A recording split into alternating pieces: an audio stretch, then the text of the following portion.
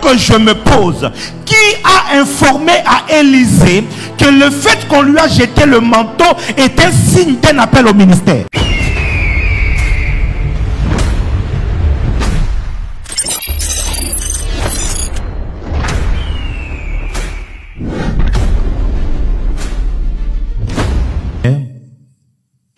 La bataille de la prééminence, c'est la petite pensée que j'aimerais partager en quelques minutes. Je vais tenter d'être le plus simple possible pour pouvoir communiquer une pensée que le Seigneur m'a donnée. Nous connaissons tous cette merveilleuse histoire concernant Élie et Élisée. Tout commence dans 1 Roi chapitre 19, lorsque Élie se retrouve sur la montagne en train de chercher la mort. Il demandait la mort à Dieu. Et à chaque fois qu'il a demandé la mort d'abord dans le désert, il est arrivé à Horeb et devant la présence de Dieu, il demande la mort. Dieu lui dit, comme il en est ainsi, voilà ce que tu vas faire. Tu vas retourner sur la route de Damas. Tu oindras 3 personnes. Tu oindras Hazaël comme roi en Syrie. Tu oindras Jéhu comme roi en Israël, et puis tu oindras Élisée comme prophète à ta place. L'ordre du Seigneur était clair. Et vous devez déjà savoir, quand on parle de oindre, c'est l'action de mettre l'huile sur. Alléluia.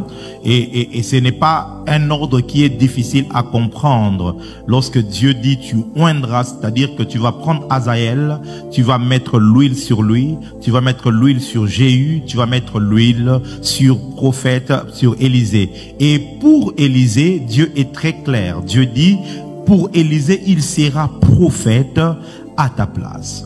Chose qui m'a toujours étonné lorsque je lis et j'étudie ce texte, c'est que Élie n'a jamais oint ni Hazaël, ni Jéhu, ni Élisée. Il n'a jamais mis l'huile sur le 3.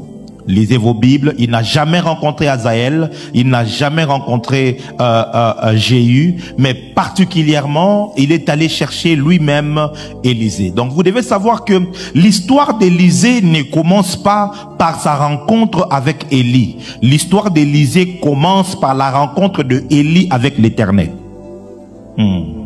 C'est lorsque Élie rencontre Dieu dans une révélation ou dans une apparition que Dieu est le premier à citer le nom d'Élisée à Élie. Il y a donc des personnes, toi tu es ici, tu penses à être venu pour prier à Hanouka, mais Dieu parle de toi à un prophète depuis qu'il est en chambre en train de prier.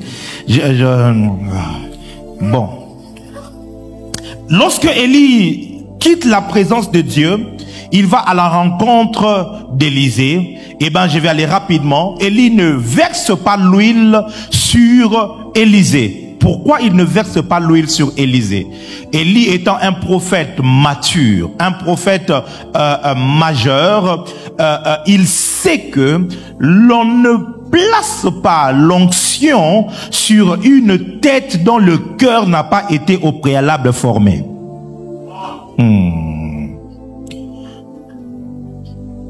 Lorsque on est enfant, on libère et on donne l'onction à tout le monde. Mais lorsqu'on grandit, on se rend compte que une tête qui reçoit l'onction sans un cœur qui a été transformé ou un cœur qui est passé par la formation, eh ben c'est un gaspillage, parce que une onction sans formation te conduira à la destruction.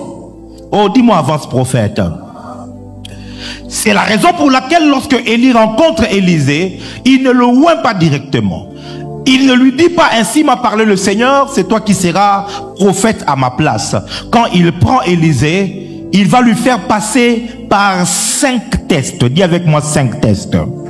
Le premier test par lequel Élie fait passer Élisée, c'est le test de la sensibilité. Le test de la sensibilité. 1 Roi 19, verset 19 à 21. Élie rentre et il va à la rencontre de Élisée. Qu'est-ce qu'il fait? Il prend son manteau, il jette sur Élisée et puis il ne dit rien. c'est Élisée lui-même qui interprète l'acte que pose le prophète. Il lui dit, laisse-moi aller dire au revoir à mes parents. Car à partir de cet instant, j'arrête de vivre pour mes parents, je commence à vivre pour toi, my God. La question que je me pose, qui a informé à Élisée que le fait qu'on lui a jeté le manteau est un signe d'un appel au ministère? Dis avec moi le test de la sensibilité. Lorsque tu marches avec Dieu, tu dois savoir que Dieu ne te dira pas toutes choses. Parce que l'un des problèmes qui fait échouer plusieurs chrétiens, ils s'attendent à ce que Dieu leur dise tout de A à Z. Généralement, lorsque Dieu marche avec toi, ou même lorsque Dieu t'appelle, il te montrera le sommet de la montagne. Mais tout le parcours, il ne te dira pas. Quelquefois, Dieu restera silencieux pendant longtemps. Parce que Dieu veut que tu sois sensible à ses instructions, sensible à son mouvement. Que quelqu'un me dise un amen bien.